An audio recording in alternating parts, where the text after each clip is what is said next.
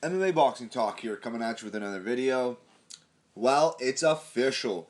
Nate Diaz versus Conor McGregor, the rematch, is set for UFC 200. It's going to be at 170 pounds, sorry. It's going to be at welterweight. Like their first fight, it's the same terms. That's what McGregor wants. Love him or hate him, you got to respect him. I mean, he wants the rematch at 170. I mean, that's what you call testicular fortitude. You know, he's not scared of a challenge, and you know, the co-main event was just made official today as well. This is a huge fight. I can't wait for this one. Jose Aldo, Frankie Edgar are going to fight in a rematch. They had their first fight in 2013. They'll be fighting again at UFC 200 for the interim title, and Conor McGregor will be fighting the winner later down the road. Who knows when, but that's really huge for the featherweight division. Now at least it's not in limbo. There's going to be an interim title. And the last time Aldo fought Frankie Edgar, it was a very close fight. Aldo, he definitely won it, but it was close. You know what I mean? There was actually people that thought Frankie won. And Frankie has been on a crazy tear. He's on a long fight win streak, and Jose Aldo has seen his better days. Now, Jose Aldo, he's just not what he once was. He really isn't, and it's not because of the McGregor fight. But even if you look at his 3-4 fights before that, he was just fighting to win on the scorecards. He'd come out hard the first 2 rounds and then coast for the last 3. I mean, if you don't believe me, go check out his WEC highlights. In the WEC, he was knocking everyone out. He landed a flying knee, like less than 10 seconds against Cub Swanson and knocked him right out. I think it was 2009 or 10 or. But anyway, Jose Aldo, he's on the decline. Frankie Edgar's been looking amazing lately. If you look at both guys, their last fight with Chad Mendes, Edgar stopped him in the first round. It was a TKO. He landed a nice, he clipped him on the nose. Mendes, legs just buckled, and the ref stopped it right away. Edgar had him, Edgar had him at his mercy basically, and now Jose Aldo's last fight against Chad Mendes, it was the fight of the year. It was a 5-round war, and maybe Frankie caught him and Chad fucked up and he capitalized. But regardless, Jose Aldo is not the same Jose Aldo in 2013 than he is today. And Frankie, you could argue that he's possibly better because Frankie, he's 35, 36. He was 33 back then. He was still well past 30. I do believe he's better now. He's been on a crazy tear where when he fought Aldo, he was coming off of 2 losses. You got to remember that, right? Now he's coming off of like 4, 5, 6 fight streak, win streak, or whatever it is. He's been winning a lot. You got to think that he's going to be the favorite, or at least to the boxing hardcores. I'll be leaning towards him. I mean, we'll see. That's it's a few months away. Maybe I'll change my mind, but I'm leaning towards Frankie Edgar at this moment. But yeah, a couple huge announcements. I mean, UFC 200. Is going to be headlined by Diaz McGregor. They're basically, saving the show,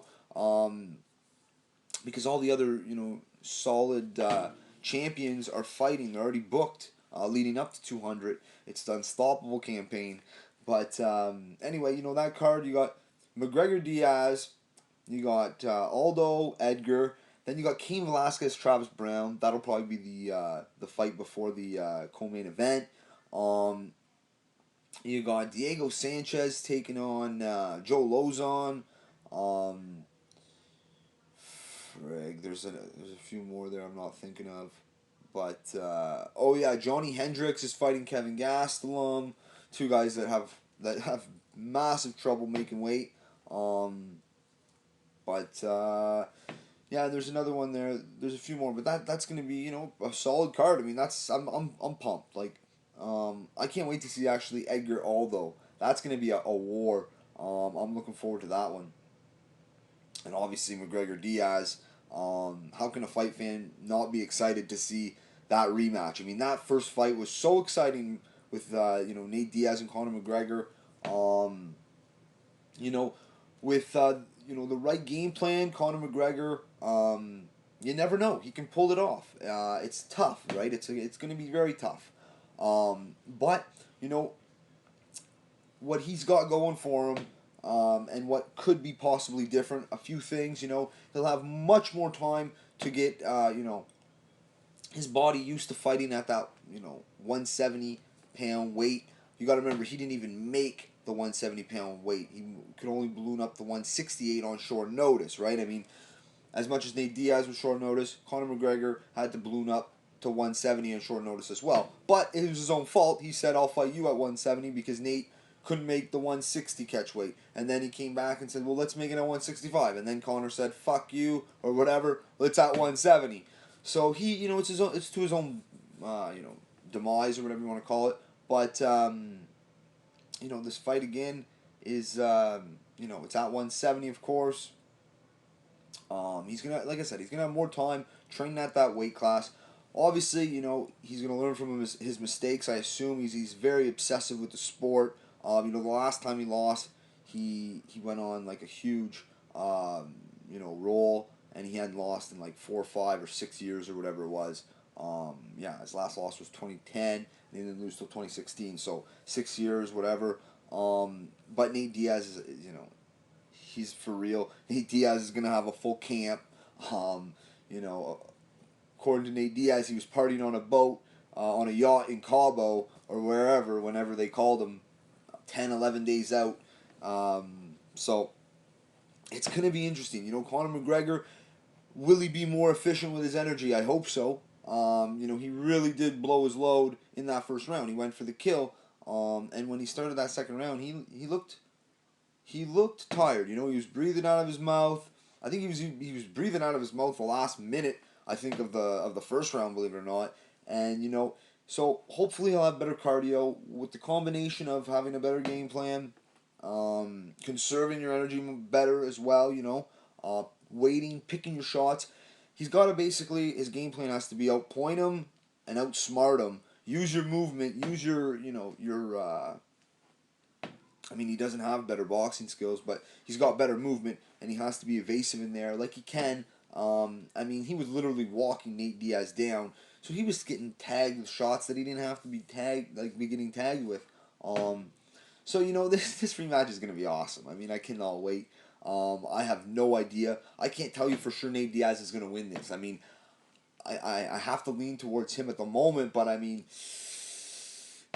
you know what? I don't even know if I do. It's about 50-50 right now for me. It's far away. You got to think Conor McGregor. I'd like to see what Conor McGregor has to say in the media and the build up towards this. See what his demeanor's like. See what, because he is Mystic Mac. I'd like to see what he has to predict, how he'll fight differently in the rematch, or will he say, "I'm gonna fight him the same fucking way," and then just implement a new game plan on the night of.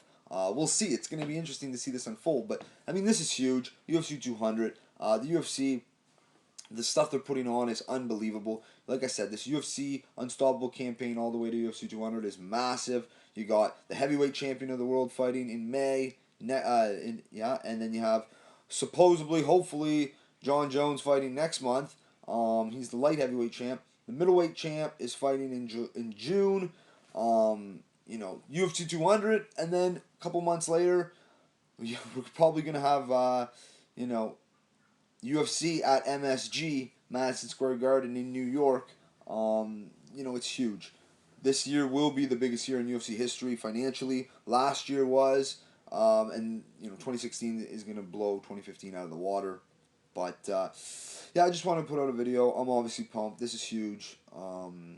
If you like the video, subscribe. MMA Boxing Talk. Peace.